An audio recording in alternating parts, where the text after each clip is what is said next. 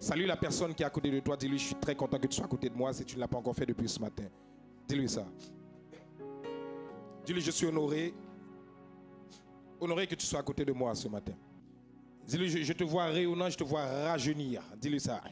Dis-lui, oh waouh, tu es vraiment jeune. Dis-lui, ça fait lui comme ça. Dis-lui, oh waouh. Dis-lui, exprime ça. Dis-lui, oh waouh, t'es rayonnant. Dis-lui, t'es rayonnant. Dis, waouh, magnifique. C'est le prodige que Dieu a fait. Dis-lui, t'es magnifique. Et puis regarde le voisin, regarde-le, dis-lui, c'est normal, je suis le prodige de Dieu. Dis-lui ça, dis-lui, c'est normal. C'est pas de la vantardise, c'est de l'assurance. Dis-lui, c'est normal, je suis le prodige de Dieu. Alléluia, je suis le produit de Dieu. Donc, puisque tu lui as dit que tu es le produit de Dieu, tu reconnais que tout ce que tu es ne vient pas de toi, mais vient de la grâce de Dieu. Alléluia. L'humilité, c'est de reconnaître que ce que je suis, je ne le suis pas à cause de moi, mais je le suis à cause de la grâce que Dieu m'a accordée. Amen. Donc, tout n'est que la grâce. Esprit de Dieu, nous n'avons pas la prétention de dire que nous savons parler de toi. Absolument pas. Nous sommes tellement limités en connaissance par rapport à qui tu es. S'il te plaît, Saint-Esprit, au-delà de ce que nous avons préparé, au-delà de ce que nous avons vu, nous prions, Saint-Esprit, que toi-même, tu puisses nous parler, car nous avons besoin de t'écouter. Car assurément, lorsque tu viens parler à un cœur, tu ne viens pas parler pour rien. Tu viens parler parce que tu as quelque chose d'extraordinaire à nous dire. Et tu veux nous amener à une autre dimension. Au nom de Jésus. Amen. Gloire à Dieu. Amen. Regarde la personne à côté de toi. Dis-lui, le pasteur promet d'arrêter à 11h40. Regarde-le, dis-lui ça. Et pour ceux qui me connaissent, ils disent, ah, ça va être chaud. Mais dis-lui ça. Dis-lui, le pasteur promet d'arrêter à 11h40. Chose promise, chose dure. Amen. Gloire à Dieu. Nous arrêterons à l'heure qu'il faut. Amen. À l'heure, 11h40. Nous arrêtons. Amen. Et nous continuerons après. Parce que la parole n'a jamais fini d'être enseignée. Il y aura toujours des choses à dire. Amen. Mais il fallait que le Saint-Esprit décharge la pensée de quelqu'un. Ça veut dire que si tu repars avec un mot, tu es bien reparti. Mais pourvu que ce mot reste dans ta pensée et que ce mot fasse du ministère dans ta vie. Est-ce que l'église est là? Amen. Ce matin, nous voulons continuer dans la même lancée ce matin. J'aimerais que tout le monde soit vraiment focus. Vous savez que quand c'est le temps de la parole, d'ailleurs, dès que la présence de Dieu est là, à partir du moment que le culte a commencé, nous restons focus sur Jésus, sur le Saint-Esprit, sur ce que Dieu veut nous dire. Alléluia. Et j'aimerais que vraiment quelqu'un porte une attention particulière sur ce qui va être dit ce matin. Même si c'est quelques mots qui va être dit, il y a un mot qui peut t'aider et te délivrer à jamais. Amen. Donc, je le disais tout à l'heure dans la prière, l'une des choses que le diable s'assure de faire lorsqu'il veut que tu restes dans la même dimension, ou encore lorsqu'il veut que tu régresses, il s'assure que tu rates la parole de Dieu. L'église m'entend? L'une des choses que le diable fait lorsqu'il veut que tu régresses ou lorsqu'il veut que tu stagnes au niveau spirituel, il s'assure que tu rates la parole de Dieu. Et pour cela, il est prêt à employer toutes sortes de moyens. Il est prêt à amener le sommeil, il est prêt à te distraire par quelqu'un qui a quelque chose d'important à te dire, mais ce n'est pas le moment. Il est prêt à faire toutes sortes de choses pourvu que tu ne sois pas concentré dans la parole. Est-ce que l'église m'entend? Je l'ai dit et je le redis encore pour peut-être quelqu'un qui n'aurait peut-être pas entendu déjà ce que j'ai dit déjà. Écoutez-moi bien, le diable n'a pas de problème que tu loues. Le diable n'a pas de problème que tu adores. Le diable n'a pas de problème que tu danses. Le diable n'a pas de problème que tu tapes des mains. Le diable n'a pas de problème avec ça, pourvu que tu ne sois pas connecté à la parole de Dieu. Est-ce que l'église est là avec moi? Louer, c'est important. Adorer, c'est important. La Bible dit que Dieu cherche des adorateurs qu'il adore en esprit et en vérité. Donc, Dieu cherche des adorateurs. Donc, si Dieu est en train de chercher des adorateurs, c'est parce qu'il accorde une importance à l'adoration. Et l'adoration, ce n'est pas d'abord le chant que nous chantons. L'adoration, c'est toute une attitude et un style, un mode de vie. Mais pendant que c'est important, si je ne suis pas connecté et branché à la parole de Dieu, mon adoration n'est pas totale. Elle est incomplète. Est-ce que quelqu'un m'entend? Parce que la Bible dit, Dieu cherche des adorateurs qu'il adore en esprit et en vérité. Or, la vérité, c'est la parole de Dieu. Amen. Donc, je ne peux pas être un adorateur authentique si je ne suis pas connecté à sa parole précieuse. Amen. C'est pourquoi quand le temps de la parole arrive au culte, sois tellement concentré. Amen. Sois vraiment concentré. Parce que Dieu a un mot pour toi. Et ce mot que Dieu a pour toi n'est peut-être pas pour là, mais ça va te servir plus tard. Donc, pendant que Dieu te le donne, saisis-le. Parce qu'un jour, tu en auras besoin.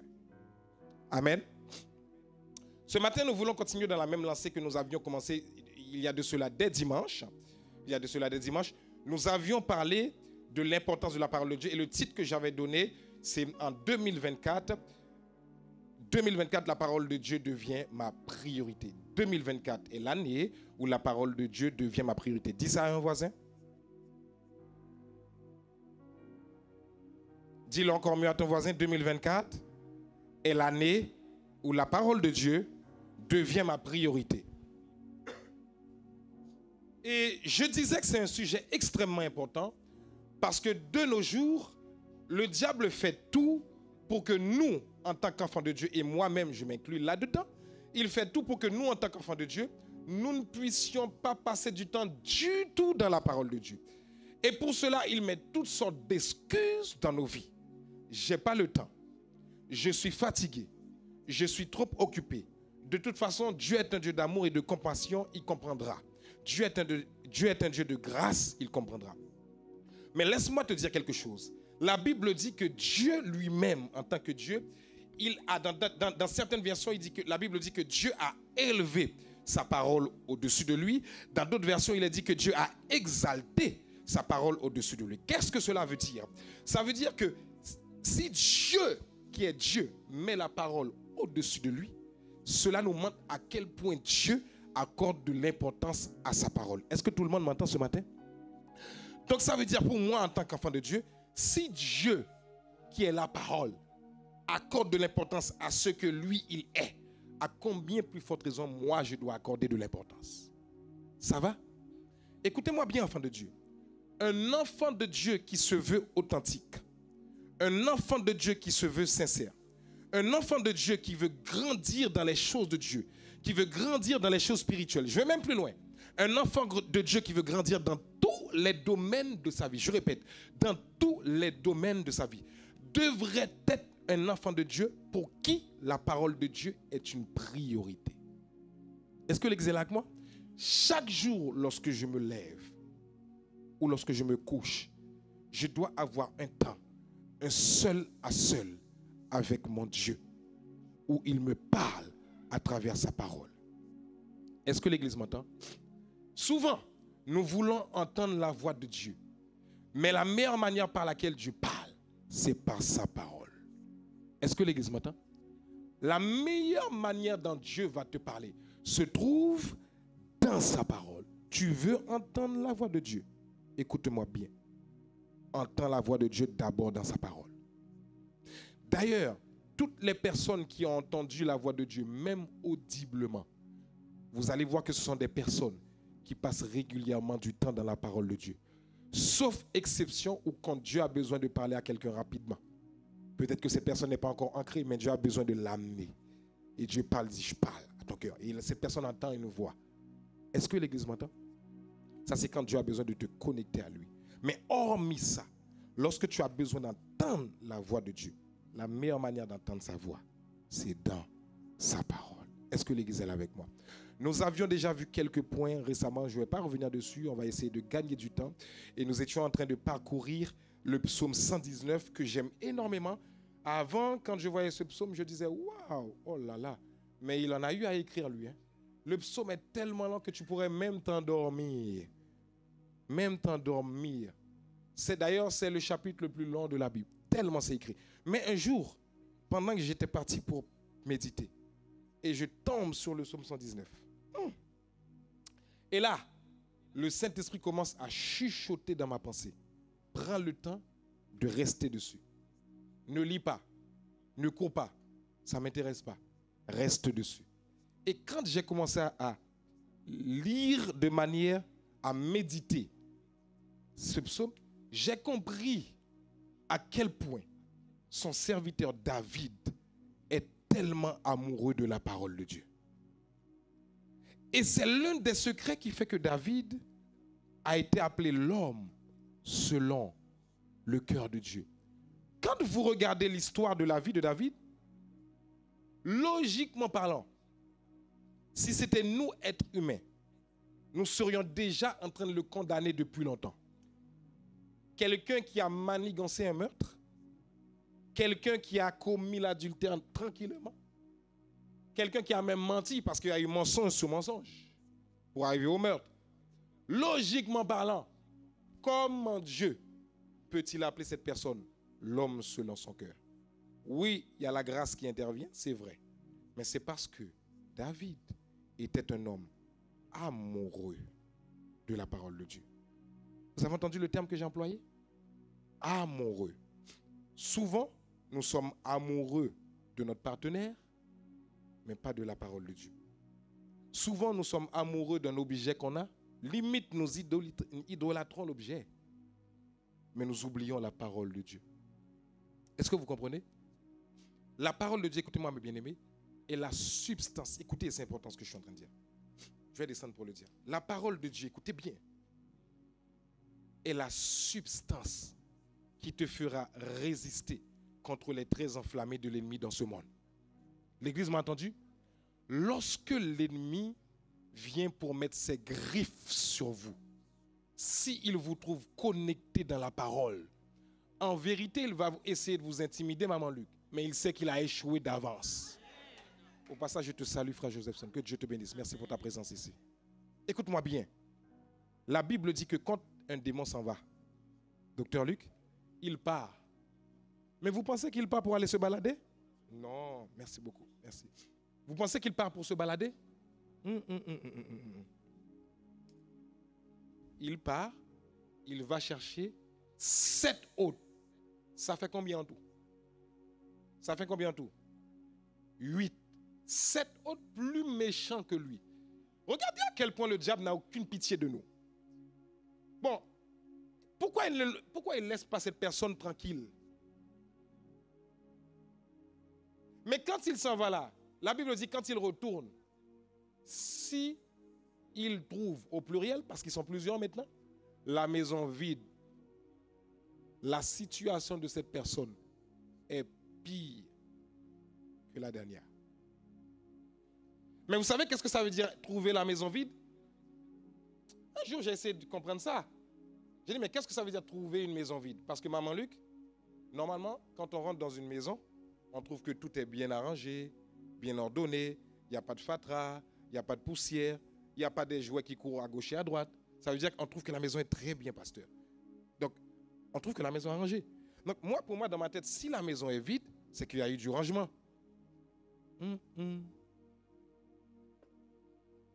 Vous savez ce qui vient arranger ta maison, qui est le temple? C'est la parole de Dieu. Quand il dit la maison vide, là, ça veut dire la maison n'est pas remplie. Pas remplie de quoi? De la parole de Dieu. Beaucoup de gens là m'ont dit le Saint-Esprit. C'est juste, hein? Mais je l'avais dit déjà il y a 3-4 dimanches. Savez-vous que vous pouvez avoir le Saint-Esprit en vous et le Saint-Esprit n'agit pas? Docteur Luc avait dit un jour, docteur, c'est pour ça que j'ai dit, quand la parole est enseignée, écoutez attentivement. Il a dit ça. J'ai attrapé cette phrase, je l'ai notée. Un jour, tu as dit lors d'un enseignement, le Saint-Esprit agit sur base de la parole.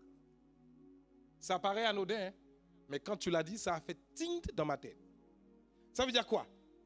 Je peux avoir le Saint-Esprit en moi. Il est là, hein? C'est pas qu'il n'est pas là. Mais il n'agit pas.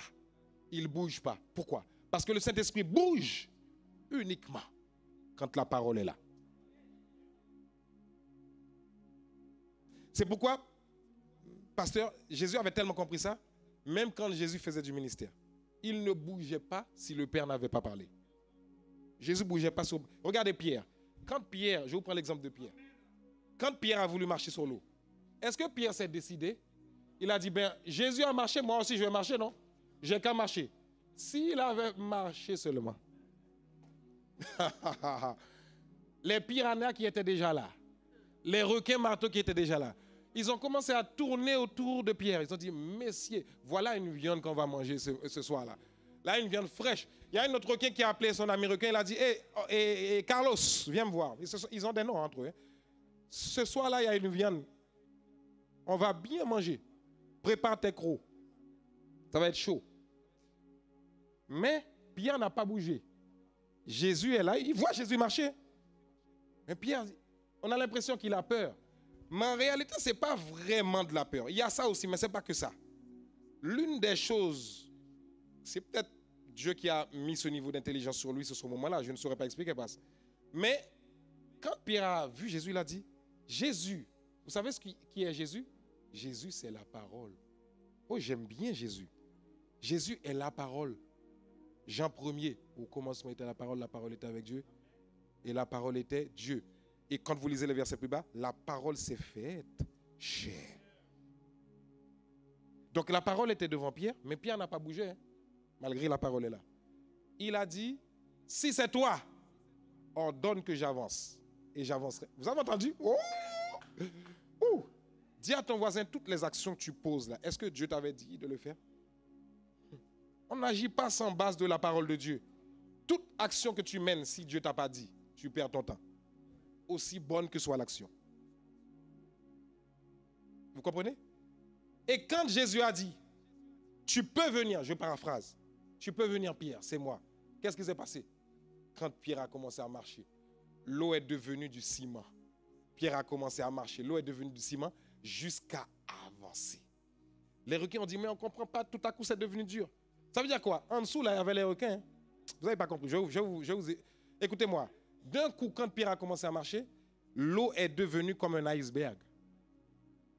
Ça veut dire en dessous, il y a du liquide, mais la partie haute, là, c'est dur. Donc les requins, ils essaient avec, j'imagine les requins qui essaient de percer. Mais Jésus a dit, viens, avance. Mais beaucoup d'entre nous, nous voyons la partie où Pierre a commencé à couler. Mais est-ce que vous avez vu au moins la partie où il a commencé à marcher au moins? Parce qu'il y a cette partie-là aussi. Mais il a commencé à marcher sur quoi? Sur base de la...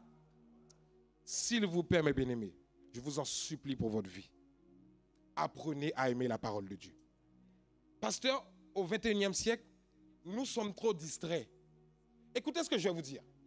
Moi-même, je suis quelqu'un, j'aime les enseignements. Et je le dis tout le temps ici. Mais même si j'aime les enseignements à un point élevé là, je dois avoir mon temps passe où je suis dans la parole de Dieu avec Dieu. Je ne peux pas remplacer la Bible par ainsi parle l'Éternel par la bouche de quelqu'un tout le temps. Je dois avoir mon temps où Dieu me parle. Est-ce que vous comprenez? Je ne dois pas tout le temps attendre que quelqu'un vienne me donner une révélation qu'il a reçue de la part de Dieu. Quoique c'est très bon, parce que moi-même, je vous avais dit l'importance que l'enseignement a. Et le docteur Likici, un jour, a enseigné sur l'importance de l'enseignement. Il avait pris le temps de décortiquer ça ici un jour là. Mais écoutez bien, aussi important que l'enseignement soit, quand je suis devant la parole de Dieu, c'est là où Dieu me donne des révélations extraordinaires. Écoute-moi, un enseignant peut te parler, mais un enseignant n'a pas toutes les révélations à l'instant T. C'est normal. La parole n'a jamais fini d'être enseignée. C'est pourquoi ça fait 2000 ans que la parole est enseignée. Plus de 2000 ans. Mais jusqu'à présent, on continue à l'enseigner. Et elle est encore vivante. Est-ce que l'Église m'entend? Donc toi, tu dois avoir un temps. Je vais vous prendre un autre exemple. Je vous avais dit, 40, on tient parole. Je suis filmé là, j'ai plutôt intérêt à tenir parole. Amen. Je vais vous prendre un exemple, mes bien-aimés. Quand Dieu a créé la terre au départ, le Saint-Esprit était là ou pas? Il était là? Ok. Comment le Saint-Esprit était là et il y avait du désordre? Expliquez-moi, comment le Saint-Esprit peut être à un endroit et la Bible dit que la terre était dans le chaos? Et il ne fait rien du tout? Donc ça veut dire que le Saint-Esprit assiste à un désordre sur la terre, mais il ne bouge pas. Vous savez pourquoi il n'a pas bougé? Dieu n'avait pas encore parlé. Mais il l'a dit. Le Saint-Esprit a agi sur base de la parole. Est-ce que le Saint-Esprit te trouve rempli de la parole? Si tu n'es pas rempli, il ne peut pas agir. Et tu peux faire de bonnes choses. Je vous ai dit, tu peux même danser, louer, sauter. Ça ne dérange pas le diable. Ça ne le dérange pas. C'est pourquoi il y a des chrétiens, ça fait des années que nous dansons. Mais nous sommes dans les mêmes situations. Ça fait des années que nous sautons. Mais nous sommes dans les mêmes situations. Pourquoi? La parole n'a pas été unie avec notre esprit. Est-ce que l'Église est là avec moi? Je m'arrête là. Je vous donne l'une des choses que la parole fait. Écoutez bien ce que je vais vous dire. J'avais déjà donné d'autres points, mais je vais directement aller dans le point clé aujourd'hui. L'une des choses que la parole vient faire lorsque vous méditez la parole a la capacité de vous remplir de joie. au-delà de ce que vous possédez. Quelqu'un ne m'a pas entendu. Il y a une joie que vous manifestez que vous-même, vous ne pouvez pas expliquer. Qu'est-ce qui fait ça? La parole. Psaume 119, verset 15. Affichez-le rapidement pour moi, s'il vous plaît. Psaume 119, verset 15. Psaume 119, verset 15. Je veux méditer sur tes ordres. C'est quelle version? La version Bible français courant ou version Semeur? Semeur? Ok, très bien. Vous avez la version français courant comme j'avais demandé aussi ou pas? Vous avez pu le retrouver? Mais on va lire avec Semeur. Je veux méditer sur tes ordres. Tes ordres là, quand vous voyez ordre, édit, ordonnance, et décret, précepte, tout ça, ça fait partie de la parole de Dieu. Amen. Je veux méditer sur tes ordres et fixer mes regards sur les voies que tu traces. Est-ce que vous comprenez? Attendez. Je veux... Attendez. Non. Psaume 119, verset 14. Désolé, c'est l'autre point.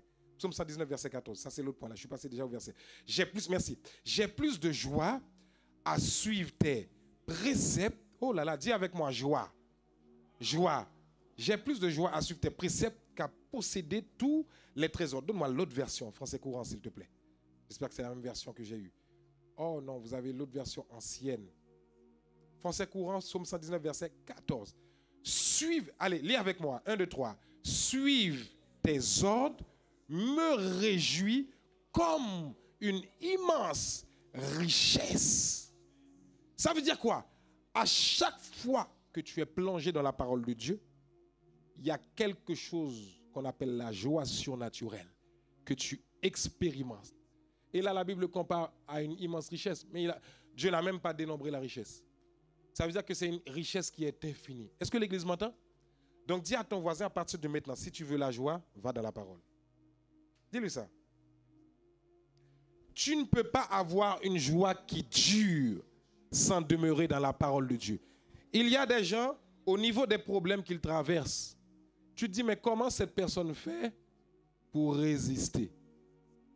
Il y a des gens qui sont toujours en joie. Vous allez les voir là, vous avez l'impression qu'ils n'ont pas de soucis. Mais si vous connaissiez leur vie, vous allez vous-même vous allez dire, mais franchement, est-ce que ça vaut le coup même que tu sois là même? Mais pourquoi? Parce que la parole te donne une joie surnaturelle. Parce que dans la parole, il y a la promesse que Dieu est capable de te sortir du problème où tu es. Est-ce que l'Église est là avec moi? Je vous avais promis de finir à l'heure. J'ai d'autres points encore là, mais je ne vais pas aller dans les autres points. Cette parole que tu as reçue là ce matin-là, parce que je sais qu'il y a quelqu'un qui est venu là, tu es lourd. Je suis venu te dire de la part de Dieu. La joie de Dieu peut être ton partage. Si tu es dans sa parole. Donc à partir d'aujourd'hui, commence à dévorer et manger la parole. Est-ce que je peux avoir 3 personnes rapidement avec moi? Si vous allez vite, on finit à 40. Sinon, ça dépendra de vous. Je vous le promets. Plus vous prenez du temps, plus on va finir à temps. Je vous ai dit. Hein? Là, si vous allez vite, on finit à 40 précises. Alléluia. Amen. Dis à ton voisin, sois détendu là. Tu es à l'église quand même là. Tranquille, hein? On est détendu. Je vais vous montrer quelque chose rapidement. Et après, je vous libère aussitôt. Écoutez-moi, pour ceux qui n'avaient jamais vu ça, je vais vous expliquer quelque chose.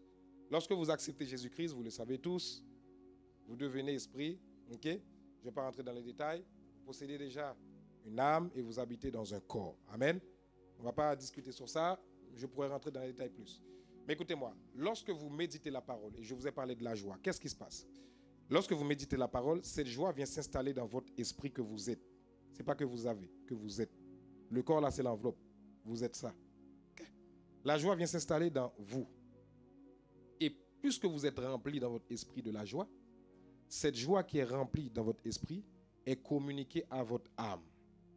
Parce que l'âme est vacillante. Tantôt elle est contente, tantôt elle n'est pas contente. Aujourd'hui elle est triste, aujourd'hui elle n'a pas envie de te voir.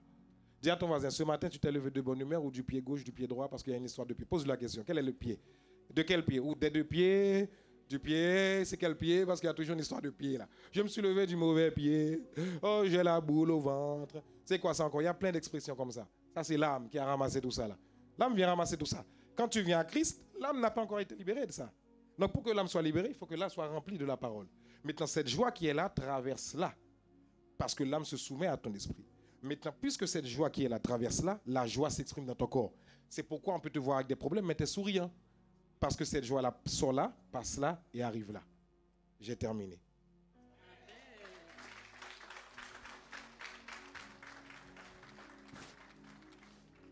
J'ai tenu la parole, non?